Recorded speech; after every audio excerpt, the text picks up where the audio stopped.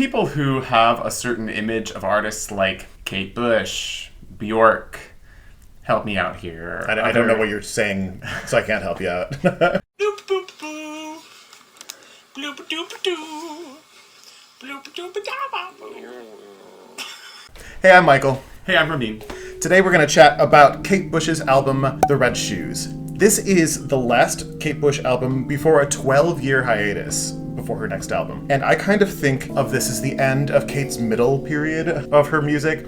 We've got her early albums, which are 1978 to 1990. The Kick Inside, Lionheart, Never Forever. They all have that more like glam rock sound. Then we get to her middle period of 1982 to 1993, which is The Dreaming, Hounds of Love, The Sensual World, and this, The Red Shoes. We'll talk about her late period if we're still making reviews by the time we get to 2005. Interesting things about this album. This is the highest ranking album of hers on Billboard in the US. And I don't really know why. Yeah, I mean, because The Hounds of Love is the one that has Running Up That Hill. Most Americans, if you ask them for a Kate Bush song, if they don't know her discography like we do, are going to say Running Up That Hill. They might say Running Up That Hill now, but I don't think they would at the time. It did chart decently well, but none of Kate's albums really did well in the US ever. The Red Shoes is based on a 1948 film of the same name, which itself is based on the Hans Christian Andersen Fairy tale. Yep. Yeah. Kate initially intended to tour this album because she hadn't toured since, I can't remember which one of her early period albums she toured for. There was a tragic accident on the tour and one of the crewmates died, and so she kind of didn't really want to tour anymore after that. She thought she was going to tour again for this album, but it never materialized. But because she thought she was going to tour with it, the whole album is meant to be more of a live band sound type thing, whereas the other albums in this middle period of hers have so much more studio trickery to them. Things that an acoustic instrument can't really easily produce, and if you were going to perform it live, it would just be like press play and then sing to it, which doesn't work as well for performing live music. In addition, in her personal life, this period marked a lot of loss for Kate, which is a contributing factor, I think, to why she might not have chosen to tour. She lost her mother, she lost her lead guitarist, and that crewmate all within a year, if not a few years. Well, that crewmate was a few years before. That was in the late 70s, But coming off of that loss, I could see the frustrations of these losses being added on top of them, especially the loss of a guitarist, which impacts how you can perform these things. I could see how, if I were Kate, I too might have, not implying that she did, but I might have thrown in the towel and said, you know what, there's just too much going on right now. And that's exactly the next point that I was going to make about the loss in this album, because I do think it is important. Her mother had not yet died when the album was finished recording, and she had finished writing all the songs, but she did die before it came out, but she heard the album. There was someone, Del Palmer, had been the bassist for Kate Bush for a lot of her career, and they were in a romantic relationship with each other. They broke up during the recording of this album, but he still was the engineer for most of the album. So he wasn't playing bass on it, but he was doing a lot of the programming of the electronic keyboard stuff. He was the techie person in the studio and helped her with her production. Along with that, there's some other notable collaborations on this album. Lily Cornford, who I didn't realize was a real person. So the song Lily is about this real person, Lily, who was a spiritual healer in the UK and was very popular at the time. Trio Bulgarka, who are the Bulgarian women's group who feature heavily in The Sensual World. They return in The Red Shoes. But also, 3 famous guitarists are on this album. Jeff Beck, Eric Clapton, and Prince are all on this album. Also, Kate collaborated with composer Michael Kamen, I believe is how you pronounce his name, who you might recognize from doing some of these things that I'm showing on the screen right now. Let's go into some of our thoughts on the album as a whole, our opinions. Whereas our Bjork review of that Bjork album that we just reviewed... Debut.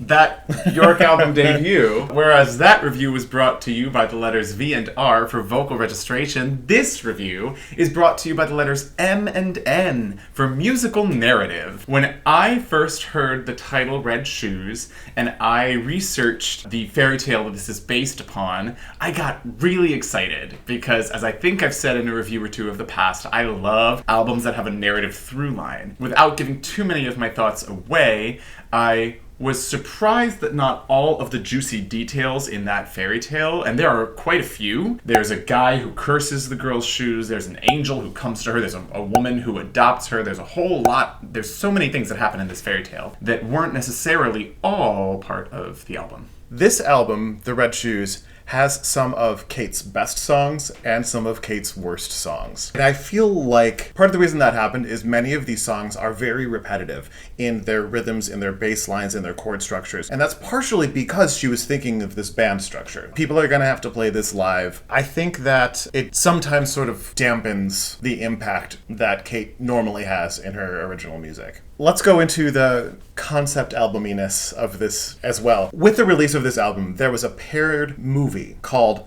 The Line, the Cross, and the Curve that is essentially an extended music video for the songs that appear in it. It does tell the story of the Red Shoes, but it only has 8 songs and 3 of them are the Red Shoes. Oh, so it repeats the title track, yes, is what you're saying. Yes. In this version of the story, the former owner of the Red Shoes, the villain, comes to her and tricks her into writing a line, a cross, and a curve on 3 different slips of paper, which is the magic spell to make the shoes leave that dancer and go to Kate. And then she's like, "Ha, I'm free," and goes through the mirror into another world. Kate chases her through the mirror and then learns that she needs to get those things back. In Lily, she gets the line back, which is the path. In Moments of Pleasure, she gets the cross back, which is her heart. And in Eat the Music, she gets the curve back, which is her smile. I don't know if I knew that but forgot it, or if I just didn't know that that movie existed at all. I would love to see it, because it might change some of my thoughts about some of the songs. That list of songs sort of surprises me, because there are just maybe 1 to 3 other tracks that I feel like with enough finagling and narrative context in the movie could work as part of the story. One of my broader criticisms of the album is that there's enough of the album that doesn't fit the narrative that my brain is kind of left wanting more. I figured for the meat of this review, we could go through the songs in 3 different categories. The worst songs, the meh songs, and then the best songs. And I'm doing this by our scores that Rameen and I gave to each of these songs separately. We pretty much agreed on them. There are like 2 that moved into meh that neither of us had put in meh, but I think they're the ones that were teetering for me anyway.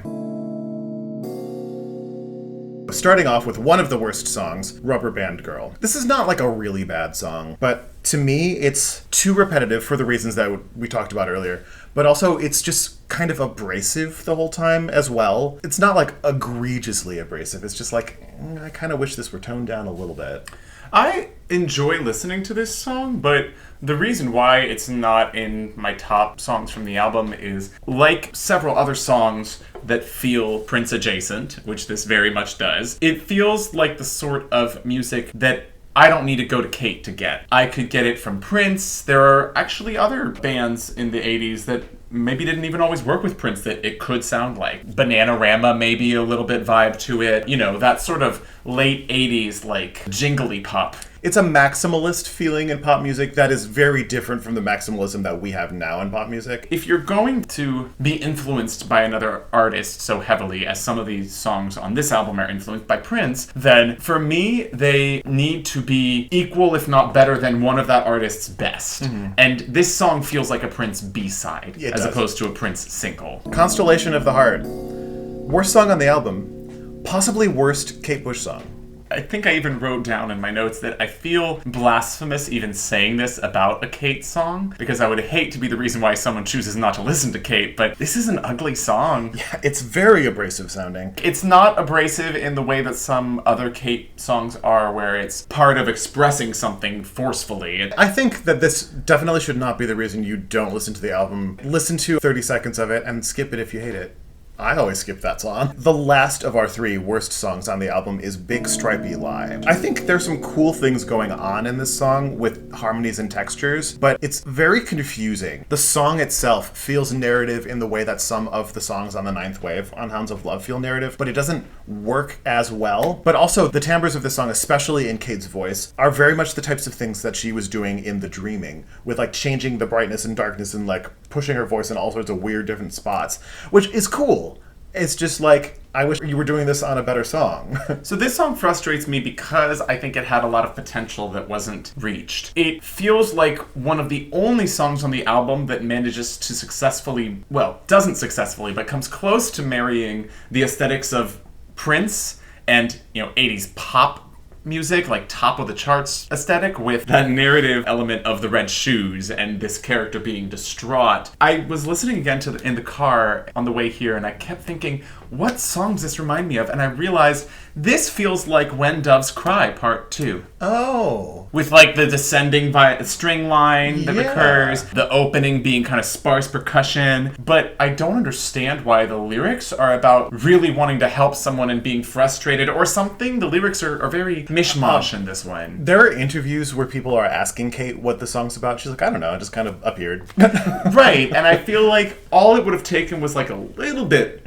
more thought for it to fit better. I was actually going to list this as one of the songs I could have seen being in the movie, just at a moment of the climax of the character's struggle with the screaming vocals and the lamenting quality of it. But again, it doesn't feel like it was thought out enough to fit properly into that narrative. Starting with one that you like more than I do, the Song of Solomon. So I can forgive the main flaw in this song, which I think are the lyrics, which are occasionally a little too earnest and veer into cheesy, because I understand, or rather I interpret the meaning of this song to be trying to get past the performativeness that sometimes comes with sexuality and with even romance, and trying to get to a place of earnestness and a place of the core behind that performance of actually wanting to just please someone. And I can also forgive it because I appreciate when the symbolism of the Song of Solomon and all these biblical references that are laced throughout this album come to the forefront, because part of that original Hans Christian Andersen fairy tale includes quite a bit of religious imagery. So I like when this album plays with those. And I also forgive the lyrics because I think the melody is really beautiful and a lot of the texture is nice too. The musical elements are there for me. Yeah. My main thing for this one is that I think it's just kind of dull overall. I like how where it appears on the album, it's kind of ratcheting up the camp. This is starting to turn up the dial just slightly before we get to all the way up in a second. I think that the harp, bass, and drums are a really great combo, especially when the harp switches back and forth between a harp and piano. They work really well. When Trio Bulgarka comes in, they sound great in this context. What you were saying about religious stuff, about references, it's more than references. There are direct quotes from Song of Songs in here. I don't have a problem with quoting Song of Songs. I wrote an opera that is basically one big quote of Song of Songs. I just think that the sexuality in the song, it's a little goofy. I think we're just interpreting what you were saying as earnestness. This original text is actually so beautiful and sexy. The couple added words here and there, it's just like, oh, you kind of ruined it.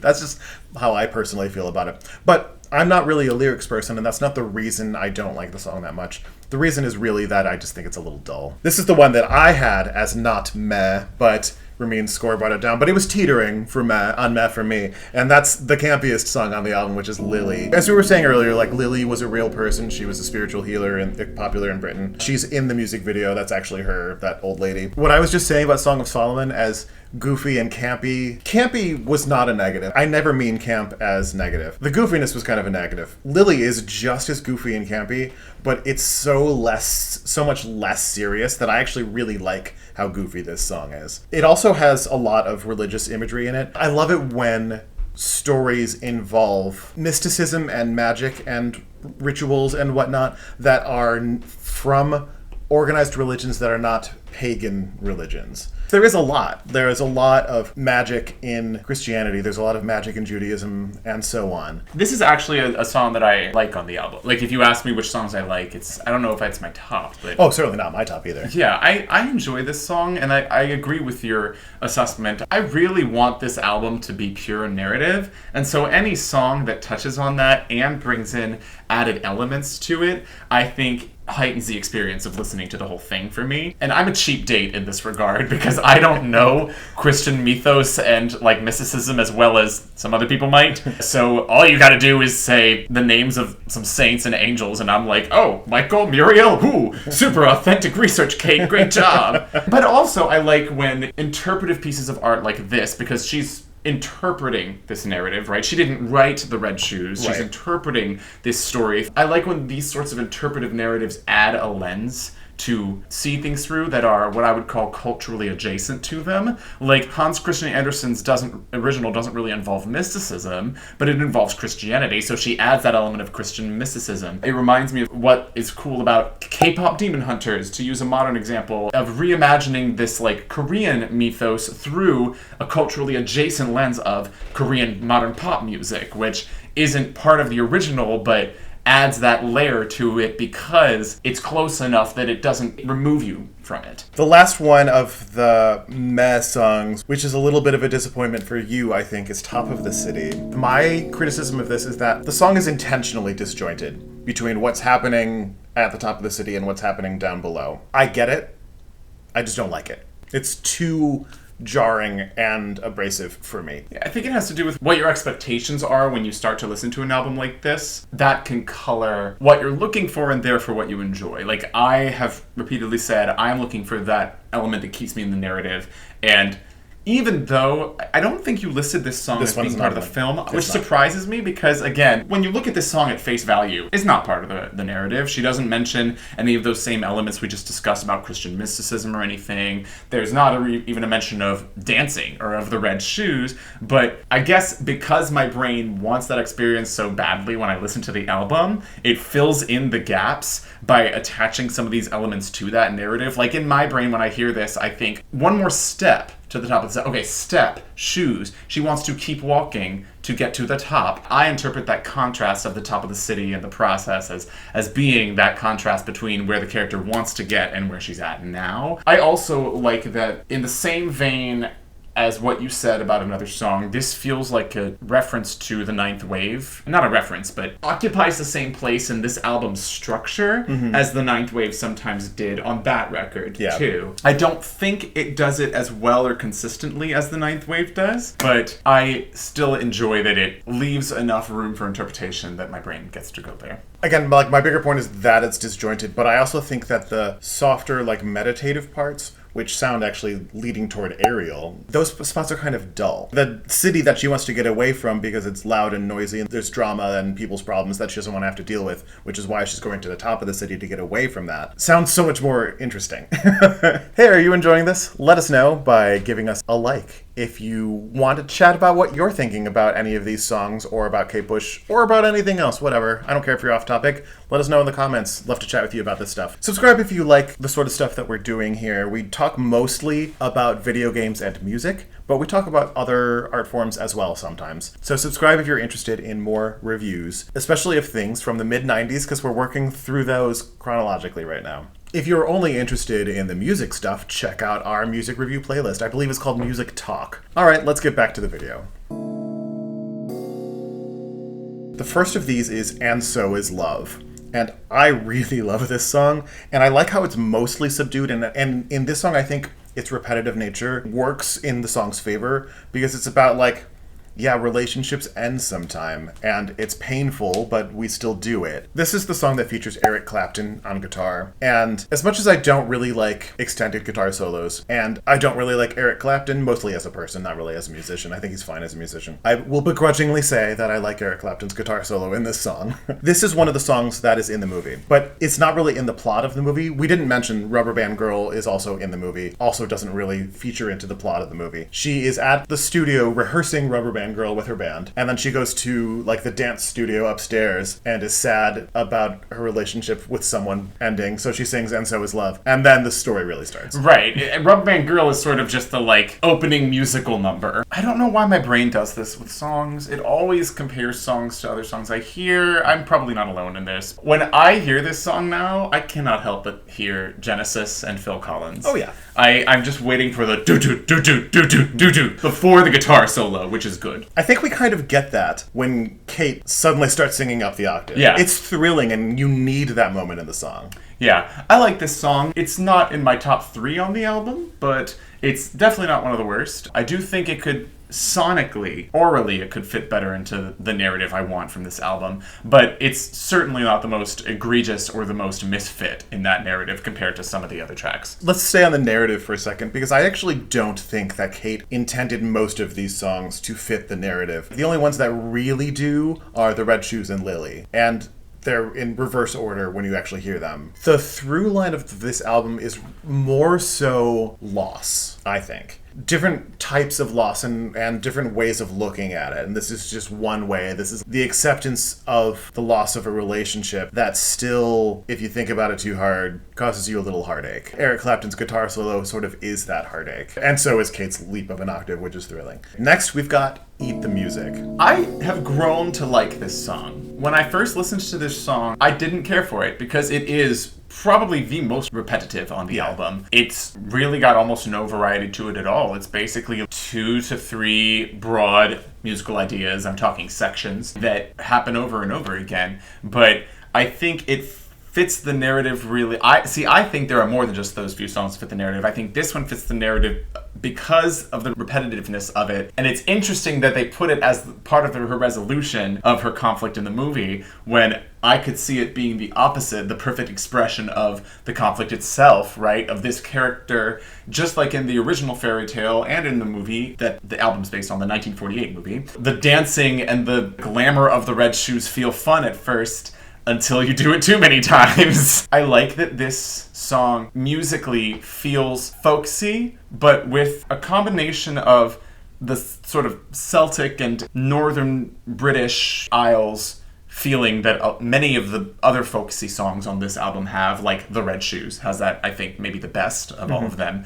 But it adds, I don't know if it's a Caribbean element to it, or... It's various island cultures. And so it's cool that there is that little, not culturally, but musically adjacent addition to sort of mirror some of the other parallels in the album. I always have liked this one. It is repetitive, but like we were talking about with our review of Debut, like, it's a dance song. It's not a clubby dance song, but it's a song about, celebration. A song like this makes so much more sense if you are dancing or letting yourself be physically moved by the music. In the plot of the story, she happens upon this group of people dancing and partying, and there's fruit everywhere, and it's really horny. Well, the lyrics are really horny. I don't know if the party's all that horny. And she, at first, begrudgingly dances with them. She's like, well, the shoes are making me dance, gotta do it. But then she's like, oh, I'm actually enjoying this. And then she smiles, and that gets that last talisman back for her, and the shoes leave her. But yeah, horny lyrics. Kate's no stranger to that. It's all still metaphor, but it's some of the most explicit metaphors of sex in any Kate Bush song. Yeah. But it's fun. All right, next, Moments of Pleasure. What Rameen and I were talking about at the beginning about this album coming from a lot of losses in Kate's life. She really specifically talks about them in this song. To me, these lyrics at the same time feel really personal and specific and vague. Like, she'll say something really specific, some really specific idea of something or what someone meant to her, and then a moment later say something that is, you have no idea what she's talking about, but you know it means something to her. And so you can really easily specify that to yourself. And it can make you think of your own losses. It's that thing we've talked about in quite a few albums on this channel. I've heard you and Molly make this point. I think we've made it with, I know, Tori Amos albums, if not others. It's that paradox of the more specific a lyric or an element to a story or a piece of art is, the more universal it somehow becomes for people. It can. Sort of depends. But I think this song is a really good example of what you were just saying, that it is often very specific but feels universal at the same time. This is one of the few songs on this album that she wrote sitting at a piano. She started off writing like that when she was younger,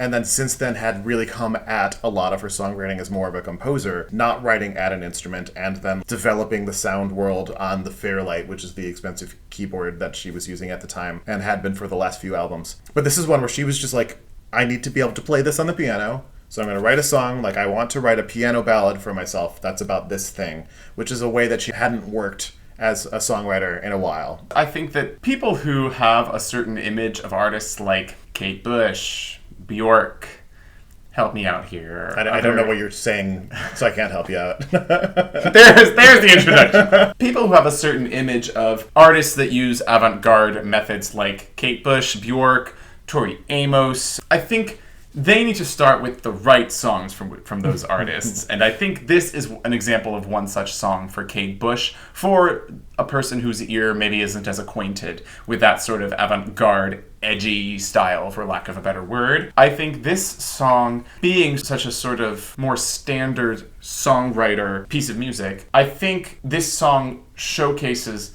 how soulful Kate Bush really is. There's a lot of soul in this song, and I don't necessarily just mean in terms of the like capital S genre soul music. I mean in the lowercase s, more broad sense of this song coming from a really authentic and heartful place, which I could see someone else covering this song. I love that it's got that early mid-90s over-orchestrated pop song thing going to it that many artists would later do much more. I love that it's so, like you said, specific to Kate Bush's experience, but at the same time, so universal to loss. And I also like that it's got that, like, smiling through the tears quality to it. It's not, oh, I miss you, baby, I wish you were here kind of grief. I really like how this song has verses that feel like you can't necessarily always follow exactly where they're going to go. Sometimes it feels like she's veering off into a new section of the song in the verse. There's the chorus again. This is another song where I think the repetition works. The repetition, especially in the piano line, it's sort of like cycling through your memories, but also, like, if we go into the story of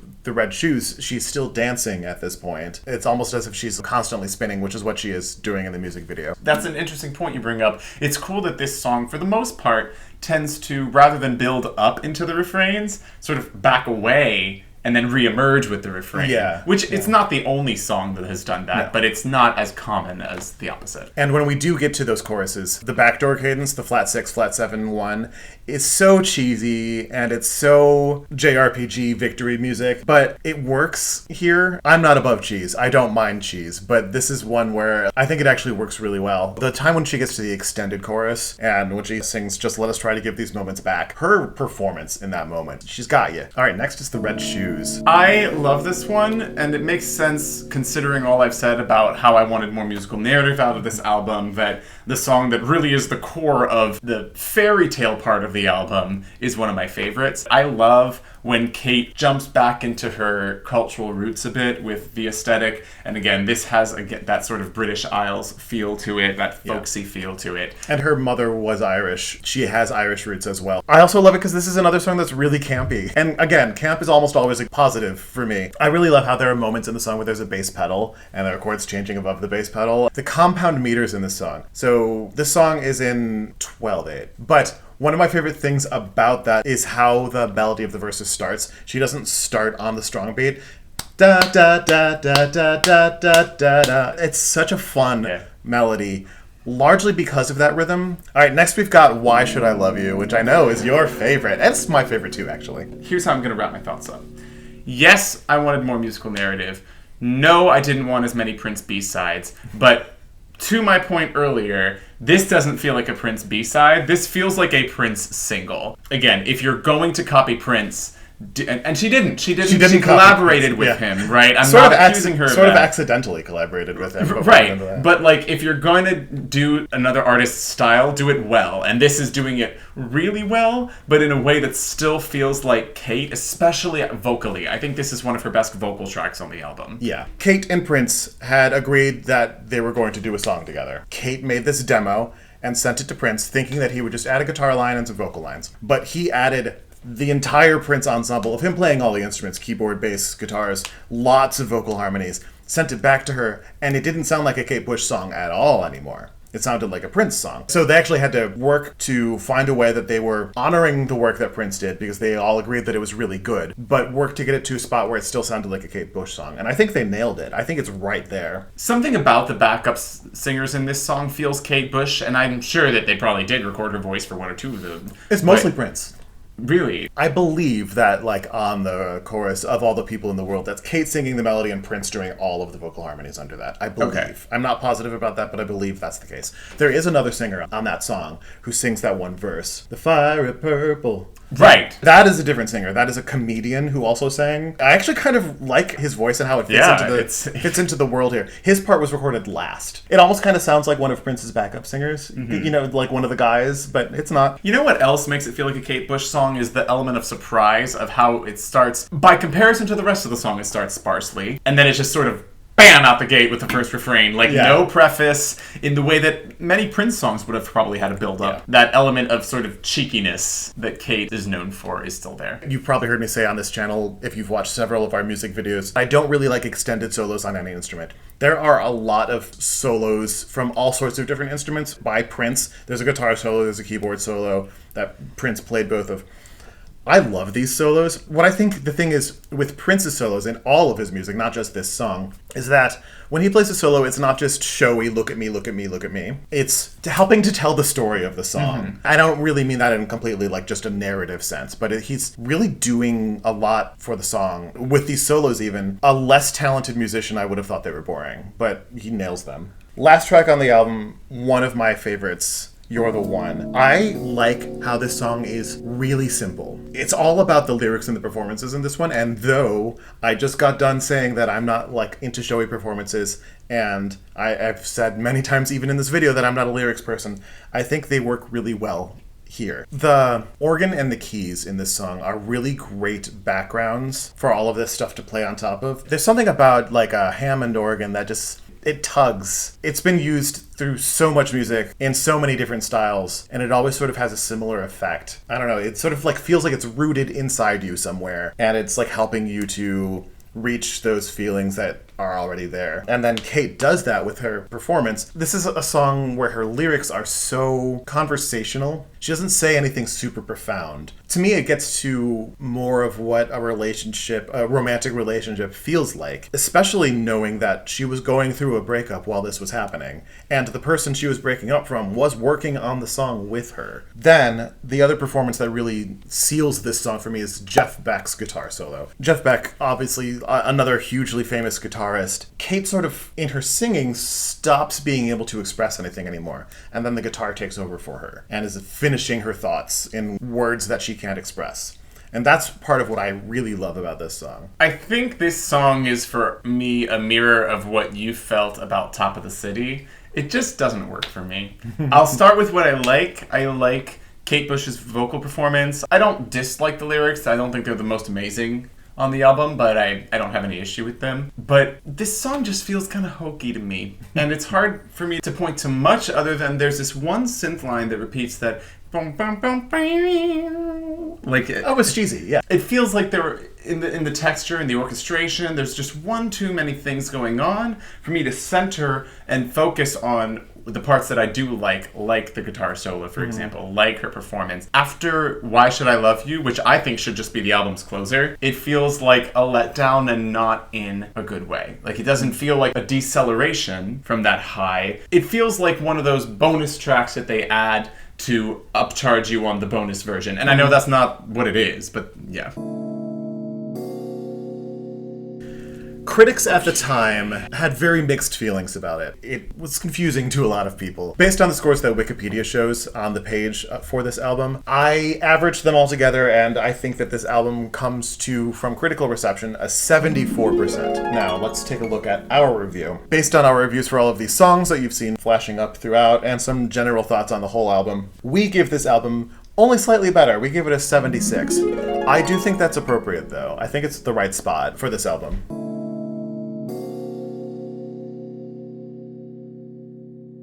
It's a passing grade. Like most Kate Bush music, it's acceptable. Like, I enjoy it, but it's not in my top 3 Kate albums. No. Going back to my thought about the 3 different Kate Bush eras, this feels like a disappointment compared to the rest of this era.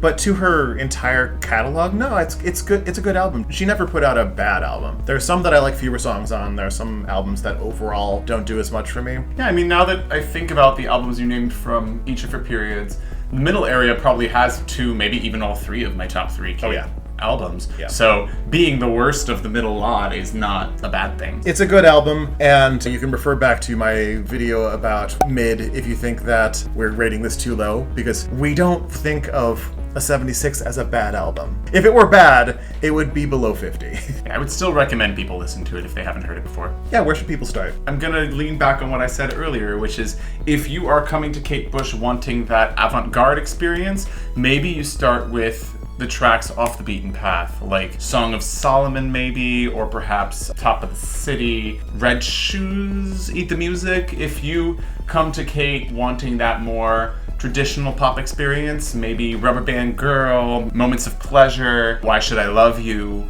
those feel more appropriate for someone dipping their feet in from the top 40 pool. If you like X, you would like this album. Prince.